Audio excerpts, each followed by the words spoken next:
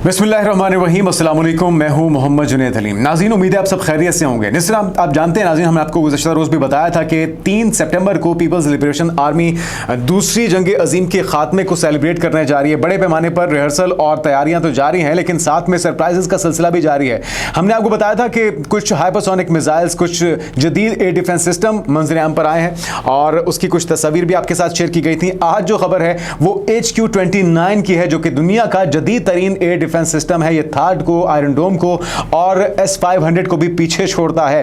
तो ये किन खुसूसियात का हामिल है, ये आपको कुछ ही देर में बताने वाले हैं। कुछ इसकी तस्वीर वो भी आपके साथ शेयर करेंगे और साथ ही आपको खबर देंगे कि पाकिस्तान की इंटेलिजेंस एजेंसीज की तरफ से एक बड़ी कामयाबी हासिल की गई है। दहशतगर्दी का एक बहुत ही खतरनाक मंसूबा था, भारत की जो मदद के साथ इसे अमली जामा पहनाना था TTP के दहशतगर्दों ने, फितना अल ख्वारिज के दहशतगर्दों ने, लेकिन इसे बर वक्त नाकाम बनाया गया है।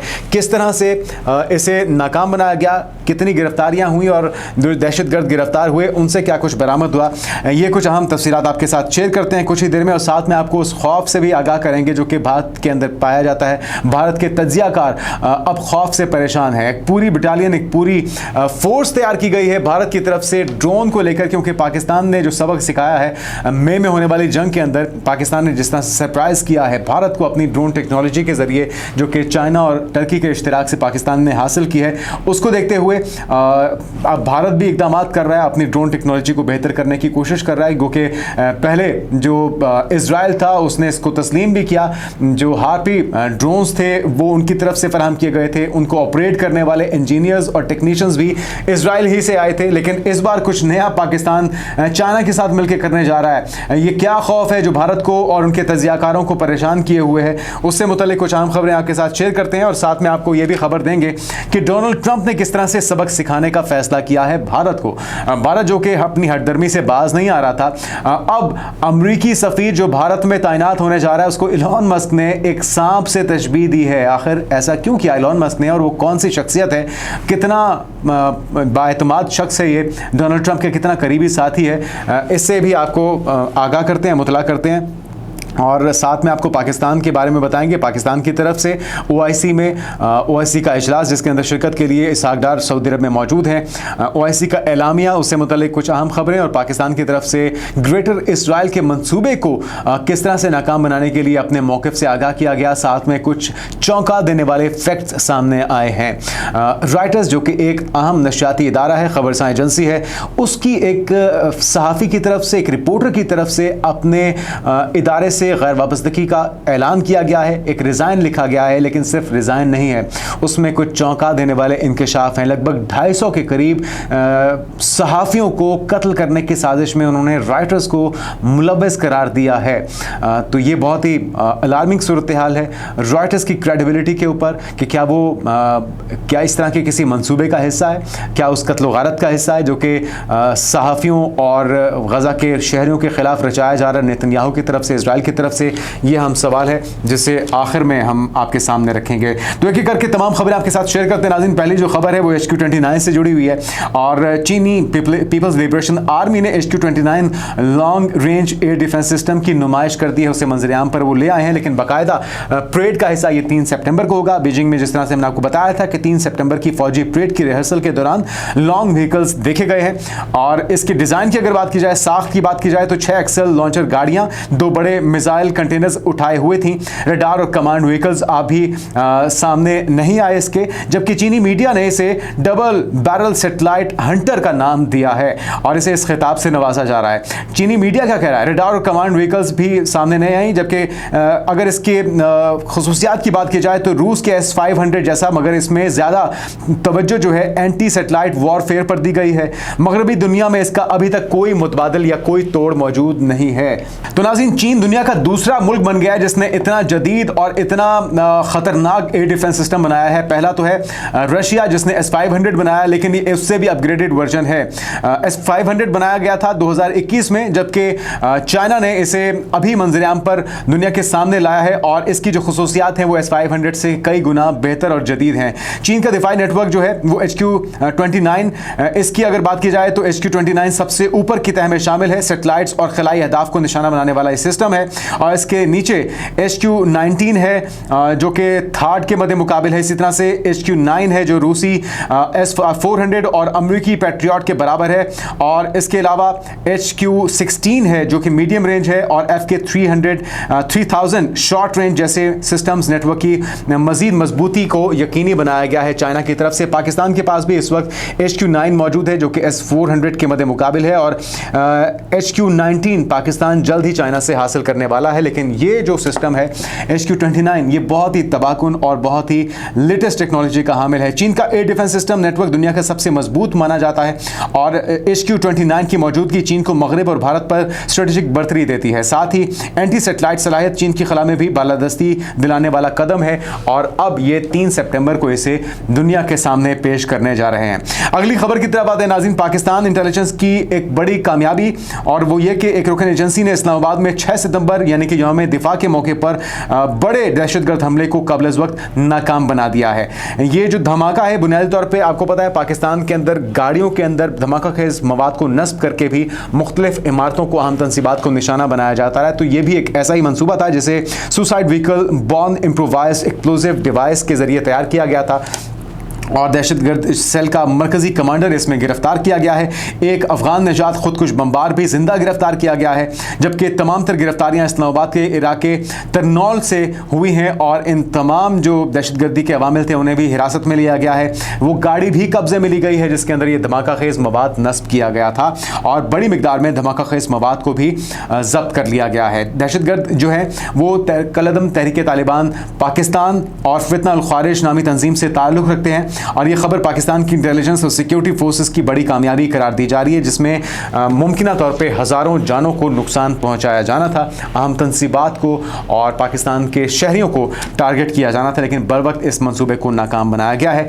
तो फितना अल खारिज हो, फितना अल हिंदुस्तान हो, उन्हें अब यहाँ पे पनपने की, अपनी मजमूम कार्रवाइयों को सरअंजाम देने की इजाज़त कतई नहीं दी जाएगी। पाकिस्तान की इंटेलिजेंस एजेंसियाँ जो हैं वो पूरी तरह से मुतहरिक हैं। अब आते नाज़रीन उस खबर की तरफ, भारतीय तज्जियाकार किस खदशे का, किस खौफ का इजहार कर रहे हैं, पहले वो सुनिए।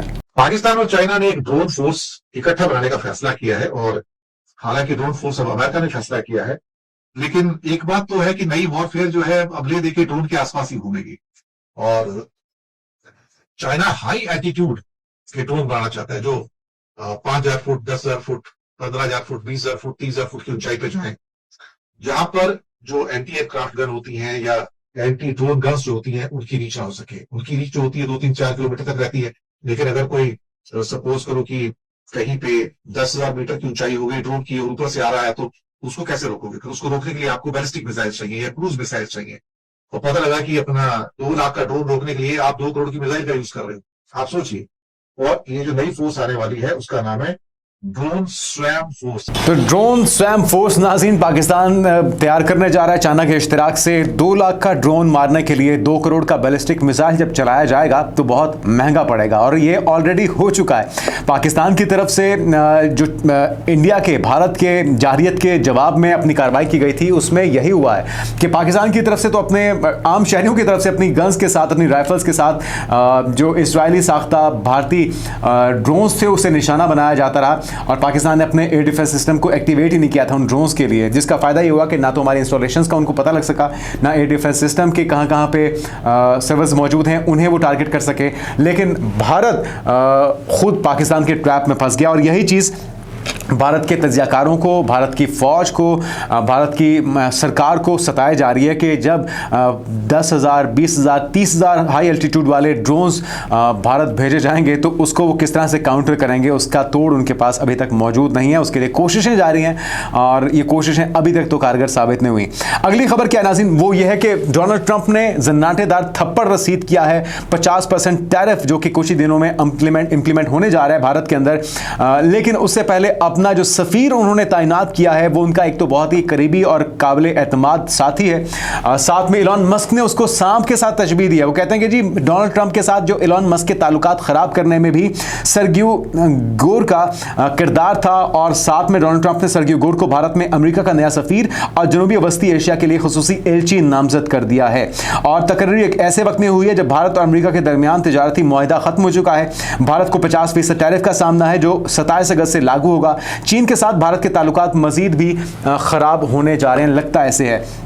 तो आप देखते ही हैं कि सरगई ग्योर क्या टास्क लेकर वहां पर आए हैं, क्योंकि ट्रंप ने कहा है कि सरगई के उनके करीबी दोस्त और अमेरिकी फर्स्ट एजेंडे के वफादार हैं। गोर ने ट्रंप की सदाती मुहिम और किताबों की अशात और सरकारी तकर्रियों में भी अहम किरदार अदा किया है। कुछ हल्के गोर को ट्रंप का दायां हाथ कहते हैं, जबकि इलॉन मस्क के साथ जिनका तनाज़ा है वो ये है कि इलॉन मस्क ने सरगई गोर को सांप करार दिया और वो कहते हैं कि ट्रंप के साथ उनके ताल्लुकात ख़राब करने में भी इसी शख्स का हाथ था। मस्क के करीबी बिजनेसमैन जेरेड आइजक की नासा में तकर्री रुकवाने में भी गोर का किरदार बताया जाता है। भारत में सफीर का ओहदा जनवरी से खाली है, लेकिन अब फाइनली उसको फिल किया जा रहा है। रूसी तेल की खरीदारी पर अमेरिकी दबाव से भारत अमेरिका ताल्लुकात कशीदा हुए और तज्जियाकारों के मुताबिक गोर की दिल्ली में मौजूदगी पाकिस्तान भारत को एक साथ देखने यानी कि हाइपरनेशन की पॉलिसी की वापसी भी हो सकती है। जबकि सरगई गोर की उम्र 39 साल है। भारत में सबसे कम उम्र अमेरिकी सफीर होंगे और साथ में इनके जो वालिद हैं वो सोवियत फौज के लिए एविएशन इंजीनियर थे और वालिदा का ताल्लुक इसराइल से है।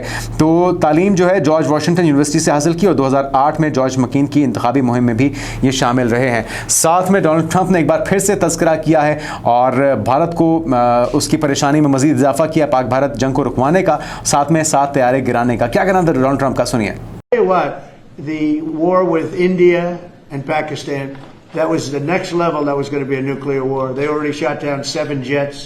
That was raging. तो अमेरिका की तरफ से कोई ठंडी हवा का झोंका भारत के लिए तो अभी तक लगता है आने वाले दिनों में मुमकिन नहीं होगा।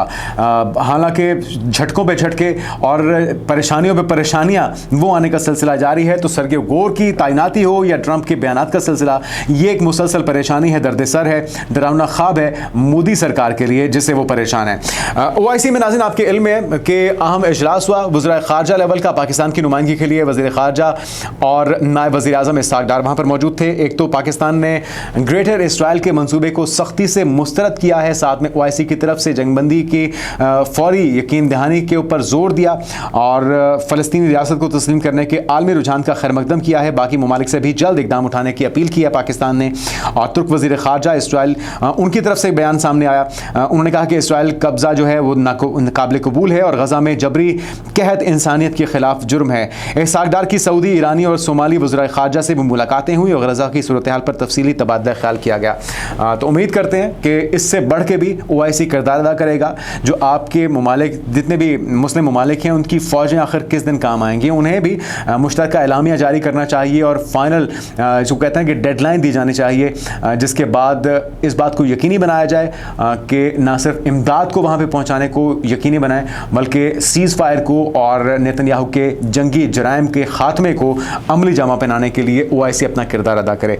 नाज़रीन जाते जाते आपको खबर देते हैं, रॉयटर्स से वाबस्ता कैनेडियन सहाफ़ी ने गज़ा में 245 सहाफ़ियों के कत्ल की सहूलतकारी का संगीन इल्ज़ाम लगाया है रॉयटर्स के ऊपर। साथ में इन्होंने इस्तीफ़ा भी दिया है।